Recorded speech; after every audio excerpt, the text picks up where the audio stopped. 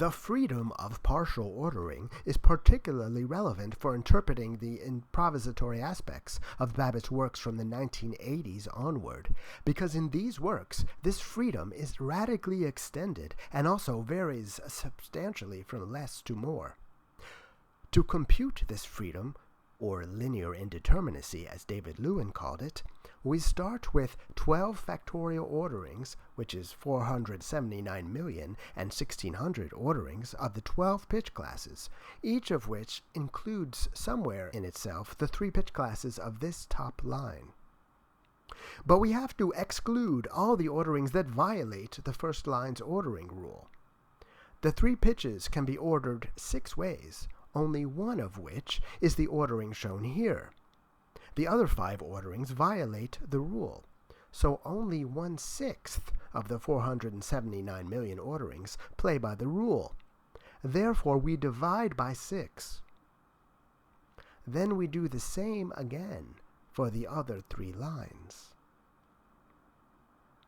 Using that reasoning, this equation for linear indeterminacy asserted here generalizes upon the 1 star and Morris presented. Is factorial of the total number of elements divided by the product of the factorials of the sizes of each of the ordered parts. Thus we can compute this for a trichordal array such as shown already, which is a partition of 3, 3, 3, 3, that is 4 lines, each being an ordered trichord, together creating an aggregate of 12 pitch classes. This partition offers astonishing flexibility of ordering. Since the mid-1960s, however, Babbitt's arrays create aggregates of 12 pitch classes with various other distributions, such that aggregates are formed by various combinations of line part sizes. That is, in these arrays, every possible distribution, that is, every possible partition of 12 into, for instance, 4 or fewer parts, occurs within the array. So these are called all-partition arrays. With the formula just explained, we can compute the linear indeterminacy for any partition, such as those of the all-partition array of Babbitt's 1987 Saxon piano work World Series. And we can rank the partitions accordingly. In a 4-line all-partition array, such as in World Series, the 3-3-3-3 partition has the highest linear indeterminacy, whereas the 11-1 partition has very low linear indeterminacy. The 5-4-3 partition in between is still very indeterminate with more than 27,000 orderings. The more parts a partition has, and the more evenly they are sized, the greater the linear indeterminacy. As Mead explains, World Series complicates matters further by temporally dislocating some of the line parts, so that the partitions are no longer presented as full aggregates. But the added generality of the linear indeterminacy formula I provided accounts for this scenario, that is, for sub-aggregates as well as the more usual full aggregates. Also, as we know from Mead, from the 1980s onward, in such works as World Series, Babbitt combines 2 or more instances of an all-partition array as a superarray, comprising, for instance, a prime, a retrograde, and an inversion of an array, unfolding all at the same time. In World Series, one instance of the array unfolds in the middle registers of the piano, another through the saxophone, and a third one is split so its upper and lower halves are allocated to the extreme high and low registers of the piano. Among pitch classes in different arrays within the superarray, there is no constraint on ordering. The orderings can be freely arranged.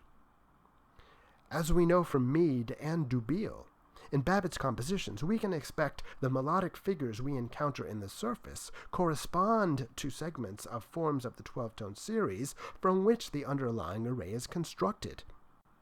And now, being more aware of the flexibilities of partial ordering, we can witness how Babbitt exploits these to forge such correspondences. Consider measures 95 to 98 of World Series.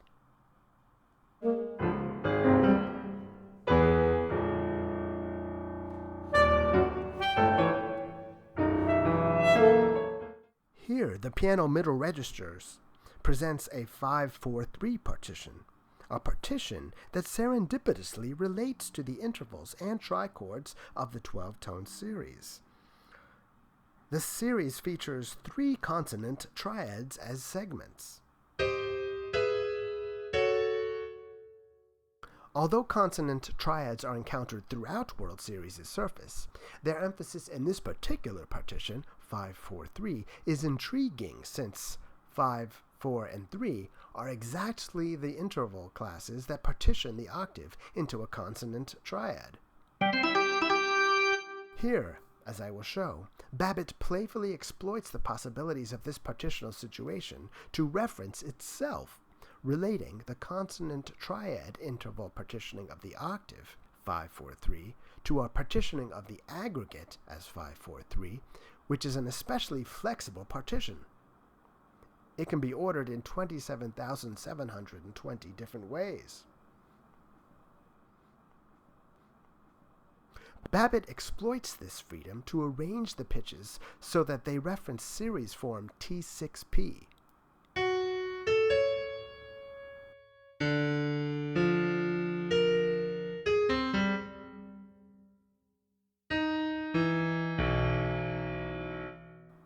Which, in the array, unfolds obscurely over a much longer span, measures 97 to 105. Although 3 of the pitches in measures 97 to 98 are drawn directly from the array, references to other segments of T6 are improvised from the many choices available. First of all, Babbitt exploits the saxophones ending with a B-flat and therefore arranges D and F immediately after it to reference T6's D, F, B-flat segment.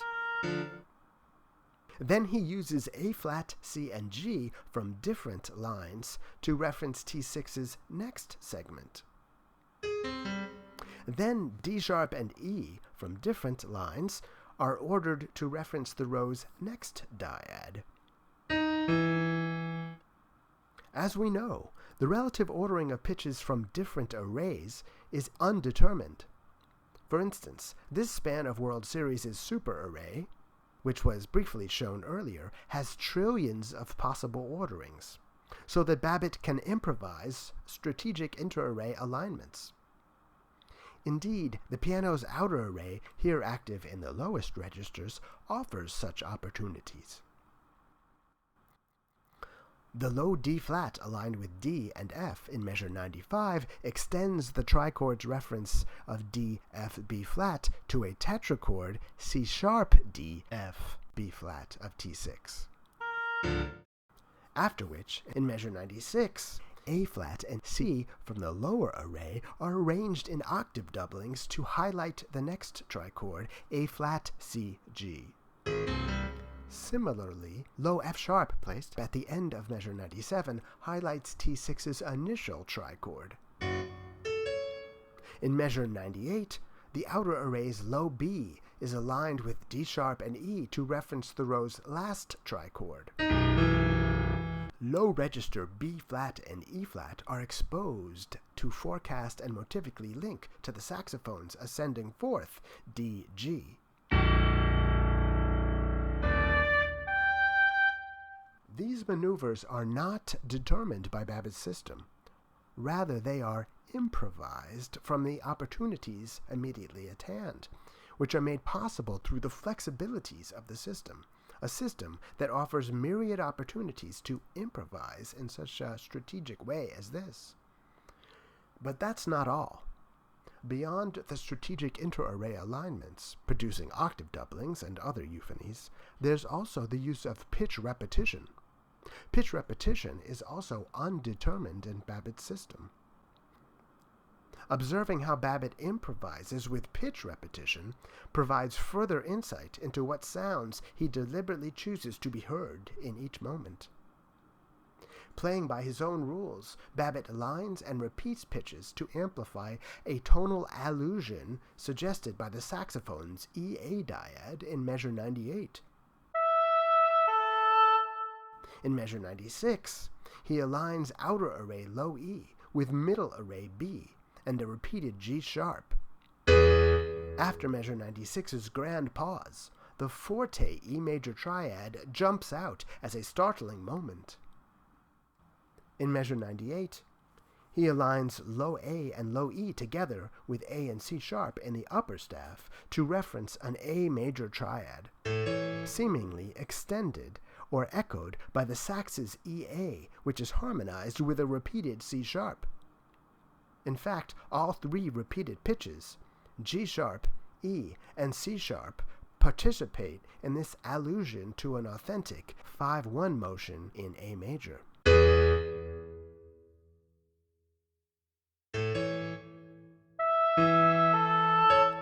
Which sounds like this in context.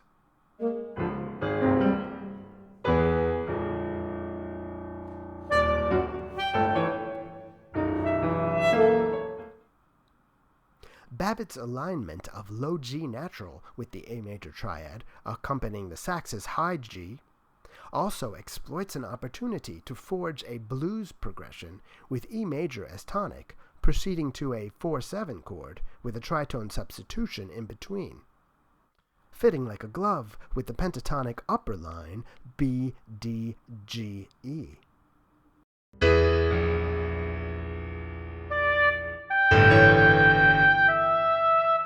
Here's the context once more.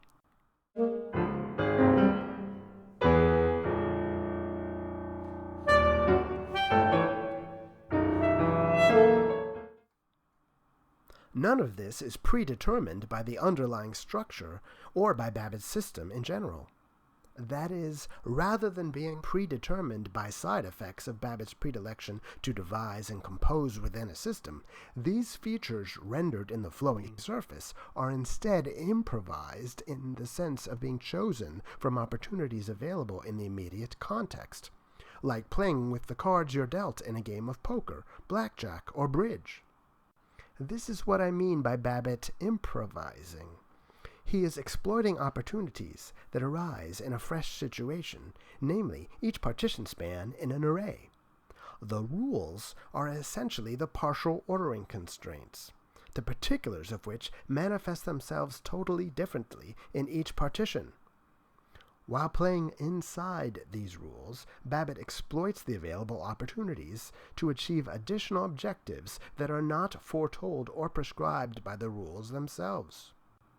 The rules of Babbitt's system allow room for spontaneity, though this need not imply whimsy. Rather, it entails sensitivity to context and skill to act on this sensitivity, as displayed in visual art and other creative fields. But why draw attention to a quirky phenomenon such as Babbitt's tonal allusion? At the very least, we can confidently assert that there are thousands of ways that Babbitt, playing within his own rules, could easily have avoided it. Therefore, such a playful, colorful gesture as this is highly suggestive, even if not definitive, regarding Babbitt's tastes and predilections that go beyond his choice to devise and compose within a system. This is an advantage of focusing on the improvisational aspect of how he chooses to create the flowing surface of his music from the flexibilities inherent in the underlying array structure that provides the rules of his game. Thus, to view this aspect of Babbitt's compositional creativity in terms of improvisation has a benefit that has, so far, been overlooked. Philosophically minded composer, improviser, scholar George Lewis has been forging a generalized philosophy of improvisation that encompasses a diversity of human activity. As Lewis says, quoting philosopher Gilbert Ryle, "If one is not improvising warily, he is not engaging his somewhat trained wits in some momentary live issue, but perhaps is acting from sheer unthinking habit. Thinking is, at the least, the engaging of partly trained wits in a partly fresh situation. It is the pitting of an acquired competence or skill against an unprogrammed opportunity." And so it is if we consider how Babbitt plays his partial orderings. Note-to-note details arise from neither predetermination nor unthinking habit, but rather from Babbitt engaging his trained wits in the live issue that is the dozens, hundreds, thousands, or hundreds of thousands of possibilities and the infinite possibilities of pitch repetition. Not only is Babbitt's activity improvising in the general sense articulated by Lewis and Ryle, but also it somewhat resembles specifically what has become the exemplar of music improvisation. In straight-ahead jazz, improvising over a series of chords. Within the time span of each chord, the improvised melody embellishes these chord tones freely in any order, before moving on to freely embellish the tones of the next chord. So the improviser's note-to-note succession is indeterminate, although the ordering of the chords subtly conditions the overall creative output. That's called improvising inside the changes. This is in contrast to more free improvisation, which breaks out of such preconditions. By saying Babbitt's surfaces are improvised inside, I mean this is not like a free improvisation, but rather is more like the former. Creativity partly conditioned by something pre-established. That is, even when Babbitt's partial orderings permit more than 300,000 orderings of the 12 pitch classes, that still excludes several 100 million other orderings. That's how playing within the rules of a partial ordering is analogous to jazz improvising within a chord progression, improvising inside the changes. Though some plays are excluded by the rules, there are still infinite plays within the rules, like in baseball, for instance. Whether it's done freely or inside prescribed rules or conditions, improvisation in general is attractive because it allows us to feel we are witnessing the creative process, artistic agency in action. Moreover, the Lewis-Ryle generalization of improvisation elevates it to a most admirable pragmatism. To embrace improvisation is to embrace the reality that we cannot control everything around us that leads up to the present moment, and that in deciding what actions to take in the present moment, rather than following a master plan or guiding principle decided in advance, there is value in allowing oneself to exploit the most up-to-date information about what is happening or is available in one's immediate context. To acknowledge this aspect of Babbitt's compositions is to bring into focus the playful, spontaneous quality of his musical creativity.